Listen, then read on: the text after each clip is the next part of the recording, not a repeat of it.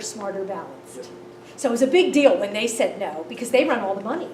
And their legislature said, no, we won't do it.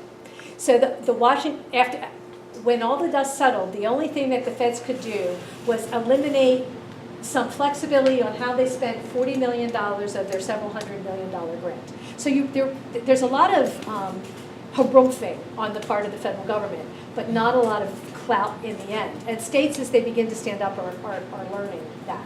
But there does need to be pushback at the federal level, and like our national committee man, it is becoming an issue in the presidential election.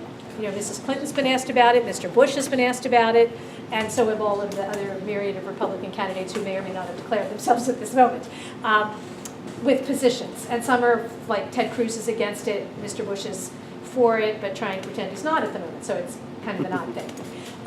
And that will help.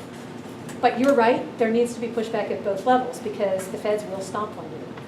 But in the end, the only answer is to tell the federal government, get out of education. Our founders were right, they're not supposed to be there. I just have one small question, since you brought it up. All the memorandums are signed, the SBAC requires the member states, in the case of West Virginia, we're a governing state, to subject ourselves, because Washington State is the fiscal agent, to their state laws regarding finances. Yes. Article 6 of our West Virginia Constitution says the only people that can make laws in our state are the legislature. Yes. Has anybody else made that argument yet? Yes. And some states have pulled out. There's two consortia. You're Smarter Balanced, the other one is PARC. Smarter Balanced, I think at last count they've had 12 states pull out, and PARC has 14 that have pulled out for all different reasons. And some have looked at fiscal numbers, some have looked at validation numbers. Idaho, for example, says it's illegal to do psychometric testing on their children. And so I've been working with the legislature to say it's a psychometric test. So yes, states are pulling out. But they're doing that through the legislative process, not through the court case. Right. Yes, although Missouri, it was a court case. Yeah, I know, but they didn't mention. They didn't, but Missouri's constitution doesn't say that. Well, they didn't mention, well, in the fiscal agent issue, they didn't mention. Right, because that wasn't part, their constitution didn't have the language to allow them to do that. Their judge threw it out on valid and Article viable. 160. Yeah. Okay, last question, sir. Did you say that the Board of Education, they were the ones that adopted this? Yes. Without these legislatures? Yes. having- Now, And your governor, I don't know who the governor was at the time. So what you've got here is unelected bureaucrats. Yes. See,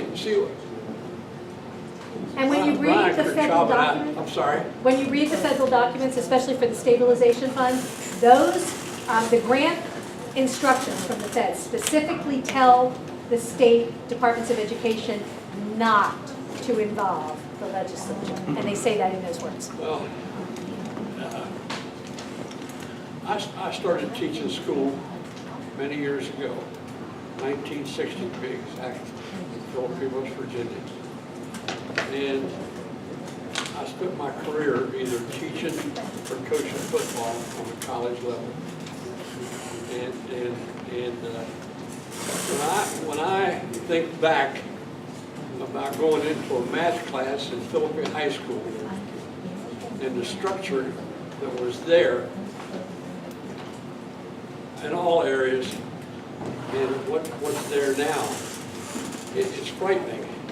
And when you start doing some research on it, and you find out, I'm on a substitute list now. I sub in Mon County, and when I sub for a teacher, and they show a movie, it's called America 2000 or something like that, and you got John Podesta testifying on behalf of global warming, telling teenagers what this country is going to be like 2050, 2075, or you've got Van Jones, who's a card-carrying avowed communist, who was one of the first czars picked by our present president.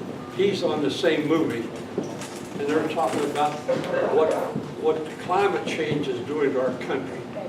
And then you go to a history class, and you see the people's history of America, or of the United States. The author, Howard Zinn, an avowed card-carrying socialist who, when asked about the books that he writes, he said he's given his viewpoint from the bottom up. Let's get one more question. I hate to cut you short for a statement. Well, last one. Doctor, some of the objections we heard in the Senate this year and in the House were, okay, if we drop this, where do we go now? I know, I hear that all the time. You know, I'm old and I use that term advisedly, of course. I was a teacher before there was such a thing as federally mandated standards. And we actually did figure out how to do it. The Carnegie credit system worked. And the reason that it worked was it created underlying standards. You had to have math and English and social studies and science. So it was guaranteed access. But it gave the flexibility at the local level Folks, for bear with teachers us and just a parents couple to do what minutes, needed to please. be done for that child. So we had a working system, and we threw it away. Okay. Folks, listen, Dr. Luksik will stick around for a little while and be here to answer any other questions. As a final comment and suggestion, please don't assume that all your elected officials, your legislators, your school board members understand this. It's very complicated, very well hidden in some aspects.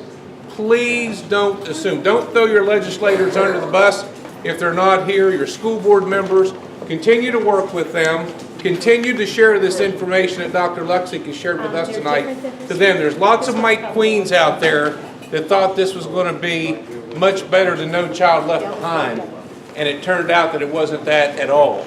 So please don't forget about those elected officials. They're the ones who we really need to get on our side, so please talk with them. Mike, From Yes.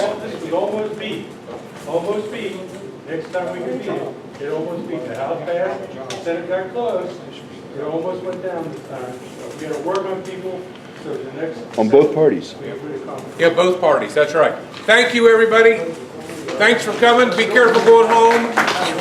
Please stick around if you have any other questions.